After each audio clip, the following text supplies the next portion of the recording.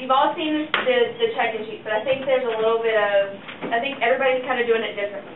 And this is the most important piece of the pie when it comes to the nursery, because this is how we make sure that no child goes with somebody they're not supposed to go with. We do have several situations within the church. I don't know the details of them. I just know that there are people in the church that we would think, yes, I know you are so-and-so's mom or so-and-so's dad, but due to whatever reason, they are not supposed to pick that child up. So allowing a child to leave just because you know that that's so-and-so's dad, or yep, that's their mom, is not okay. They absolutely have to have the tag. The check-in sheet and the tag go together. Where this has check-in, you are going to not write the time. You're going to write this number that is right here on the tag. What happens if little Johnny loses his tag, or little Susie pulls it off little Johnny's back and tells it into 1,000 pieces? We need this number to go in the check-in area. So when a parent comes in, they're going to fill out the tag. They're going to put this piece on the child's back. The small piece goes on a diaper bag, a sippy cup, a diaper itself, coat, whatever. They need to make sure they take this tag out the door with them. Sometimes you have to be like, oh, Becky, don't forget your tag. You're going to need this to pick up your child or whatever. But make sure that the back of this leaves with the parent and that the parent understands they're going to have that to pick up the child. Okay? Are there any questions about check-in? Yes? Who is filling out that clipboard? The parent. And with the number. At this point in time. Most of the time, that hardly gets done. It doesn't, there is not an issue with you as the worker filling this in. We don't do it. No, there's not a problem. I do it in our room. Yeah. Okay. I do it. But it's I don't let perfectly. the parent do it because they don't do it right half the time. Okay. No offense, parents, but you don't. Hey. They put time down because ours says time, Yeah. and we don't want time. Yeah, we want to know the number. Now, for checkout, you, the worker, need to do this. But before we go on to checkout, is there any questions about check-in? So the number from the tag goes in this column, in this first column, okay? Now, when it comes to checkout, this clipboard doesn't need to just be sitting right here. When churches, and we know that around 11:30, sometimes a little bit later, very rarely a little bit sooner, depending on neighbor's dad. Around that time, move your clipboard over here. You're not going to have any more check-in. You're not going to have any more kids checking in at 11:30. That way, when parents start coming, this door is closed. You need to be standing right here to check out. And the reason for that is, how many times we had this happen to us on this very Sunday. A newer person, I did not know them at all. I did not know this, it was actually a grandparent, but I did not know them at all. Reached over this gate, picked up the child, and was headed out the door before I had time to say anything. I was in the middle of checking out Nico. I had to stop that, deal with that situation, make sure they had a tag, etc. If I had been right here, she couldn't have picked up that child. Okay? So if you will, and that's when I asked Devin to put these on clipboard, so that we could be right here. You've got two people in the room, one person stands here and deals with checkout. The other thing is parents are going to come in this door, instruct them to go out that door. Most of our parents are really good about that, but continue to encourage that. That way they're going to walk by, they're going to pick up the child's craft and their stuff, etc. But also we're not going to have a cluster right here at the front. Okay? When you go to check out, can I have your tag? Check, and the way I check is I usually pull the tag off the child's back, and the reason I do that is two reasons. One, I can then marry it back to its original back and check the number, and two, how many of you have put your child's clothes in the washing machine with that sticker left on it? As a worker, if you do that for the parent, that's just one little thing that we do to make their life just a little bit easier. So, you check off that the child has been picked up. Now, if the child has lost their tag off the back, you have the number written here, you can still check out the child. However, if the parent does not have the back to their tag, they have two choices. They can wait for Pastor Devin because he is the only person that can release a child without a tag. I can't do it, Dana can't do it, Pastor Doug can't do it, Pastor Don can't do it. Only Devin. Okay? And the reason for that is that we want the parents to understand this is a safety precaution. And Devin knows the situations when there's a parent who is not allowed to pick up a child, or a grandparent who has custody of a child and the parent can't, or those kinds of things. And so by doing that, you are protecting yourself and potentially protecting that child. Okay? If you have a situation where somebody doesn't have a tag and they're like, oh, I bet I dropped it, and they leave to go pick it up and bring it back, that's fine. But they cannot leave here with that child unless they've handed you a tag, unless Devin comes and releases the child. I don't care if it is your sister picking up your niece.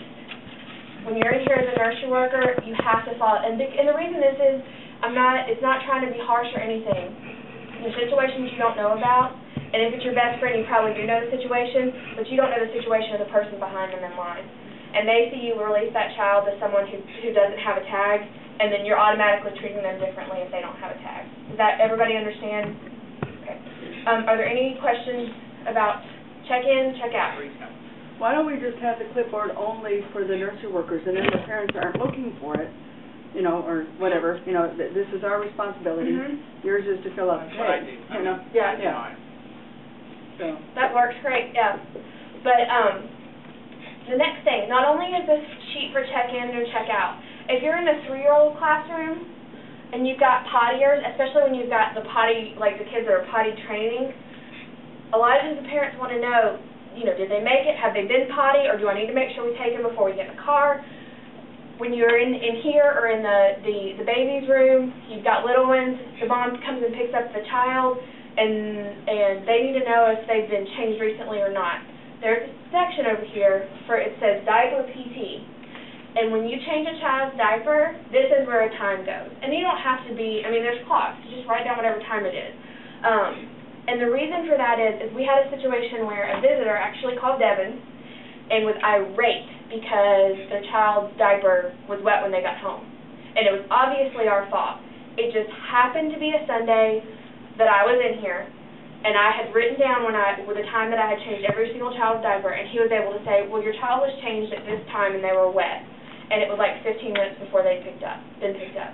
And so Devin was able to quickly diffuse a situation that could have been ugly because of that being done.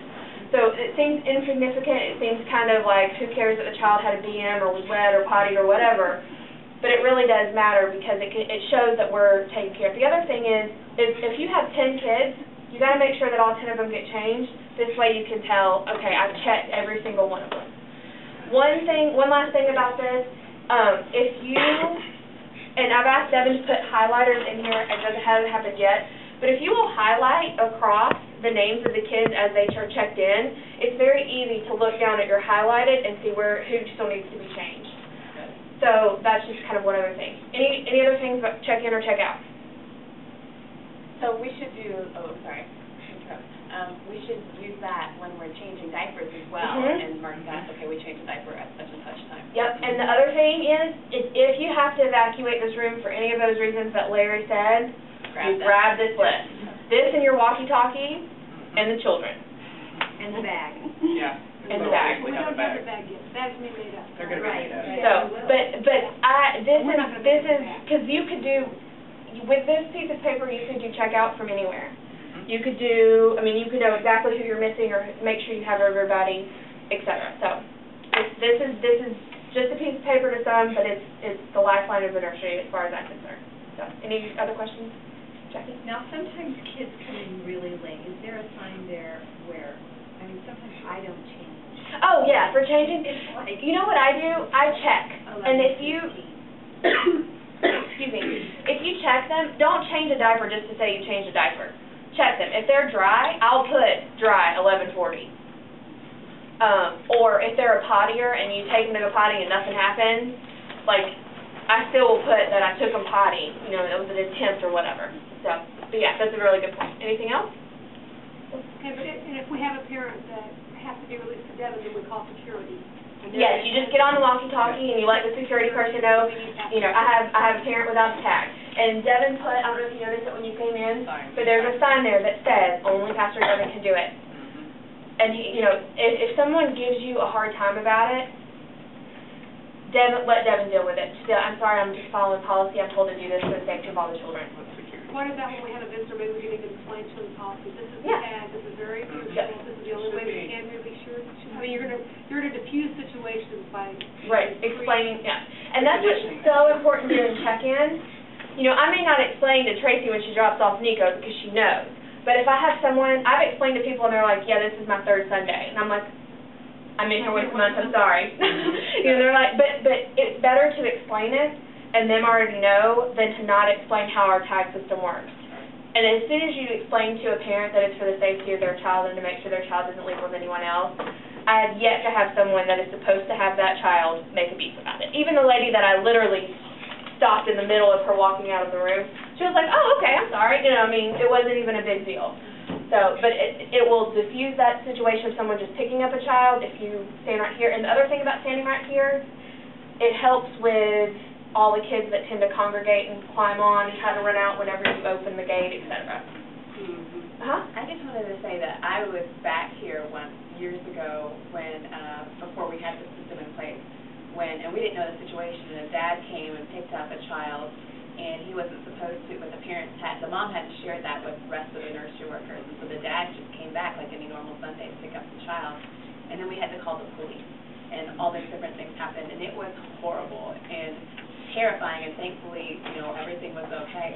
But this situation can help, you know, our process helps those situations not to happen. And so it's such a good thing.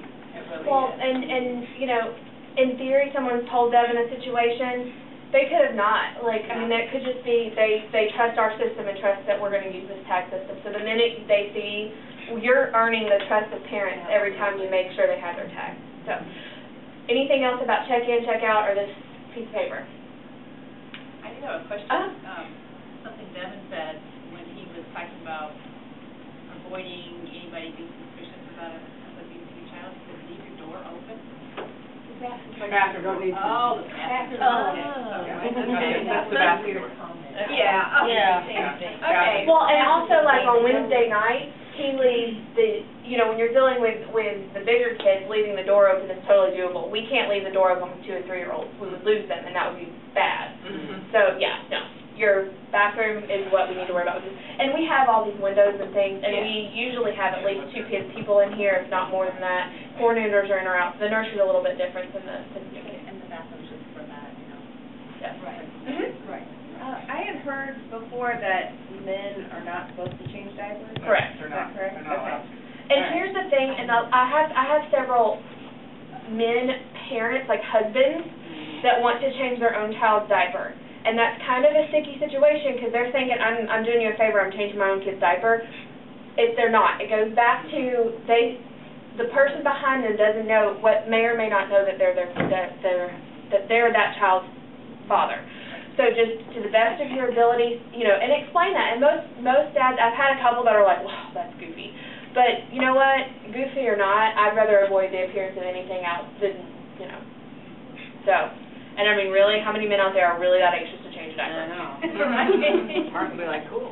Yeah, that's the one I had to change. I got this. He's like, okay. Yeah. All right. Okay, if there's nothing else about this, I have one other topic that Devin asked me to touch with you guys, and that is, if you're not going to be here, communicate that. It is vitally important that you are here on your Sunday, and if you're not going to be here because life happens, let the coordinator know. Or let Devin know, or let me know, or let Dana, let somebody know. If at all possible, try to switch with someone. It's much easier to say, you know, hey Jackie, I know you're on the 2nd week, I'm on the 3rd week, can we switch next month because I've got this thing, than it is for me to tell Melanie on Saturday before I'm supposed to be in here on Sunday, hey Mel, by the way, I'm not going to be there because I've got this thing. You know, that puts a lot of stress on the coordinators, and it makes it difficult in the nursery to try to maneuver things. So keep that in mind. Try to be flexible if you can. If you, you know, if somebody asks you that and you can switch with them, you know, because you never know when you're going to need to return that favor. So, yes, ma'am? At this point, there is nobody scheduled. Joan's on maternity leave. We have nobody for the wonderful walkers. Tomorrow. I'll probably be in here then. And I'm not on the schedule, but I am coming the 4th Sunday of every month. Okay. Scheduling issues, talk to Devin. Yeah, I talked to him Because about it, but I can help too. Yeah. Okay.